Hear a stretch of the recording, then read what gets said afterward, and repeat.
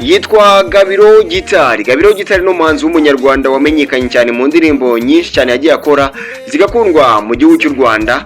No umuhanzi Gabiro Guitar wakoze indirimbo igaca ibintu mu myaka ya 2020 twari turi muri Covid. Uyu muhanzi Gabiro Guitar yakoze indirimbo yongera kumwibutsa abanyarwanda. Indirimbo yakoze ayita igikwe, indirimbo yarafatije n'umuhanzi Komfi. Indirimbo yatumye yongera kugira igikundiro mu gihugu cy'u Rwanda nyuma yuko yaramaze igihe kitari gito adakora indirimbo.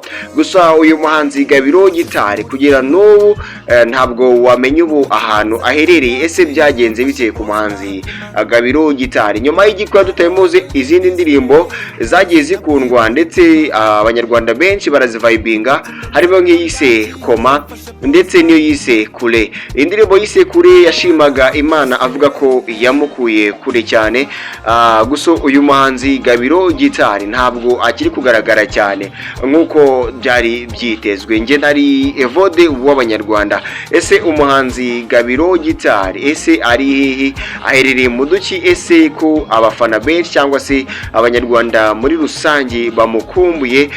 Dukumbuye indirimbo vibrating cyangwa se zituma abanyarwanda tujya mu bicu, nk'indirimbo yakoze ari kumwe n'umuhanzi Komfi akayita igikwe. Ni indirimbo yatumye buri muntu wese yongera gukunda ndetse no kwibuka umuhanzi Gabiro Guitar.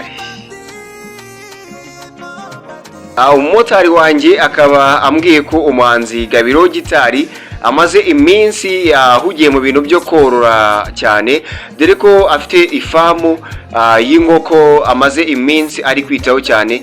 Ni n'ibintu byiza cyane buri muntu wese yashimira. Ntabwo waba depend ku muziki cyane, uba ugomba kugira n'izindi business ugomba kuba wakora cyane. Umuhanzi Gabiro Guitar koko niba ibimuvugwaho ari ukuri koko ndamushimira kandi cyane.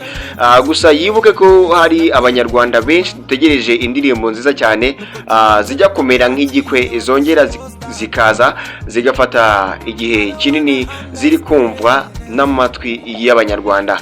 Uyu muhanzi Gabiro Guitar niwe uyu munsi twabazaniye kugira ngo twongere twibibutse umuhanzi Gabiro Guitar, tubibutse ibihe byiza yagiye agira mu muziki nyarwanda, dukomeza no kumusaba gukomeza gukora izindi ndirimbo nyuma y'izo dutayemo nka Koma, igikwe, Kure ndetse n'izindi tutabashije kumentioninga.